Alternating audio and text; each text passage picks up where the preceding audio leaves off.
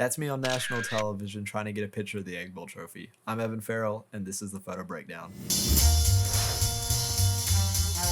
In this episode, we're breaking down some of my favorite photos from the Egg Bowl. I'm going to give you some unique Lightroom editing tips that you can use to incorporate in your own workflow. Let's get into it.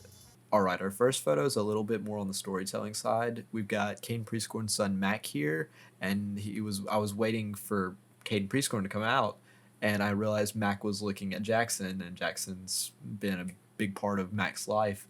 So I really wanted to capture this moment of him looking over to Jackson on senior day.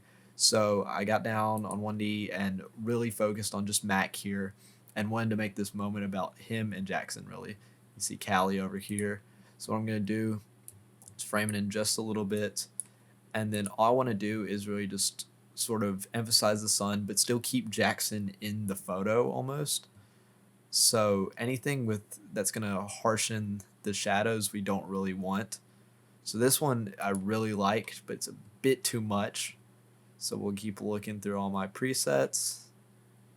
And I really like this. We're going to play around with some stuff real quick. You can actually scroll down to the bottom of Lightroom and change your shadow tint. So you can see the shadows are a bit too pink for me, so you can change them to green.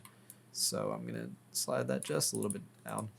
And I really like everything about this. I'm going to drag the highlights down just a little more, but we don't want to completely make it look fake almost, if that makes sense. And there's photo one. Really happy with how it turned out. Callie loved it. Great photo. For our next photo, we had runouts, and I love the hottie toddy we put on the side of the smoke machines. So what I wanted to do is have a square crop here because I knew how the players run out. There was just no way I was going to get it in a normal frame and have the hottie toddy on one side and a player on another symmetrically. So we had the perfect scenario for that. Kane Lee ran out here, and this was just pretty much everything we could ask for. Square crop, and we're just going to make that in line with Caden. Try and get this as horizontal as possible. Perfect. Love it. I've gone through and done this in color and black and white, and personally I like the black and white a lot more. Bump the shadows up, bring in a little more texture. So that's how that photo turned out. Super happy. You want to make a game plan before you go and shoot. If you've been to an arena multiple times and you know the routine, try and figure out, okay, what can I do this time? What can I do different this time? Because eventually it's going to get to the point where it gets stale. If you shoot high school sports a lot at one arena, you know it can get pretty boring, and you can't get stuff outside of the game, if that makes sense. So during pregame, try and get creative. Try and find something unique, because there's stuff all around you that you can use to your advantage to get a unique angle, and just experiment each game, because pregame, don't get me wrong, pregame photos are cool, but people care about the action during the game. So if you get something really cool during pregame, the only reason you got that and the other photographer didn't is because you were experimenting. So really do try that, and really try and just go out there and make something unique every time. Unfortunately, our next photo is of State. I hate to look at just State's colors, the logo, everything is terrible. Hate it. Hotty toddy. But this was a really good photo. Unfortunately, Ole Miss was not facing the sun as it was setting at the angle I needed to get this photo, but we got it with the State player, so we're going to rock and roll with that. So what we're going to do is go down to our tone curve, and on this shadow slider, just bring all of that down. And as you can see, it really crunches the background. So what we're going to do is go to our point slider right here, and just on his skin almost, we're going to drag that up just a little bit, make it more contrasty. And then from there, it's just dragging your highlights and shadows differently. But fortunately, you see, like, all my presets brine it up and give some cool vibes to it. But I have one that just completely transforms the photo, and I love it. So I'm going to go and adjust my shadows just a bit more. The jerseys are a bit blue, so I'm going to slide that over to the left till they're a bit more. But as you can see, they're a bit purple now. So all I'm going to do now is go down to my mix color grading and click on my shadows. You see, we can just sort of change the overall image. It's very slight, but you can change everything to your liking. So we're going to fine tune this a little bit more. I'm going to bring my black slider down just a little bit. So now we've created this, it almost looks like a studio shoot, because you would never get this lighting in a normal stadium. It's always going to be even. So while for editorial stuff, yes, this is garbage and it cannot be used. For a really cool shot that almost looks like a shoot. I mean, you've got the handoff, you've got just, it looks like a flash firing almost. Something unique. And just, I love 3 o'clock games because you get these cool shadows. And it's just, this is how you drag all your shadows down. You bump your highlights up a little bit. This is how you create these cool, almost silhouette like photos where the background's in shadow, a little bit of the field's in shadow. And like I've said, created something unique. For our next photo, we have the fire twirlers that were during the third quarter of the game. And with all the lights off, the only light that's really going to reflect is from the torches and the Jumbotron. So what we're going to do is align her on the side right here. And you've got the Ole Miss flag in the back.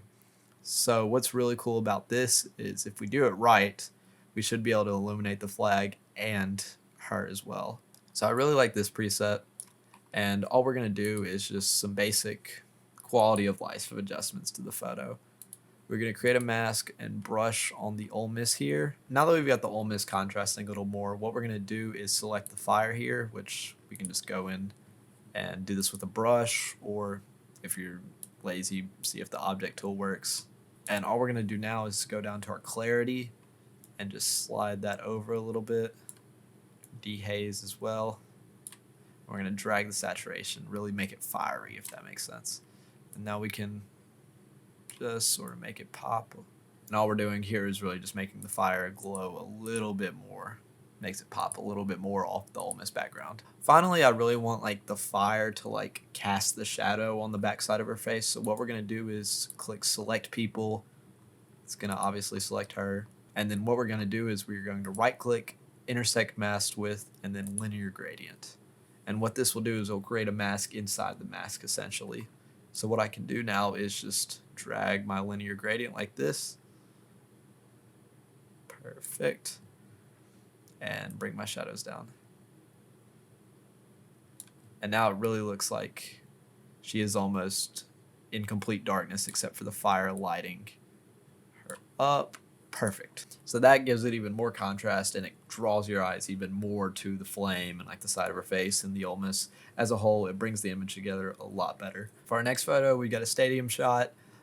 Went super wide here. I noticed the sun was creating these really cool flares, and I wanted to recreate that photo of Tom Brady in AT&T Stadium with the Cowboys, and I felt like this was pretty close to it, honestly. I really just wanted a wide stadium shot, something that sort of just portrays the event as a whole. And unfortunately, I do not know what I'm doing, so I did not get him in the center of the frame. I should probably sell my camera. But you get it off center, it's you can live with it, honestly. So if you're struggling to get a photo level, you can always go to this strain tool and just drag it along your horizon, and it will automatically strain it.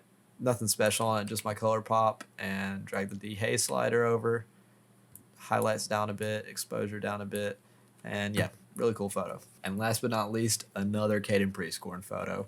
This one was with Mac after the game. Really love it. He's on the field with his kid for the last time in his career as an Ole Miss Rebel, and just wanted to capture this really special moment. My real thought process here was capture this moment of like a father with his child on the field celebrating a rivalry win, and just immortalize this moment, because every other photographer was going around chasing the Egg Bowl trophy. There's going to be 100 photos of that, but capturing a moment like this that means so much to someone is so crucial, and just it's something you should strive for as a photographer, is to capture moments like this, because this just brings a tear to my eye, man.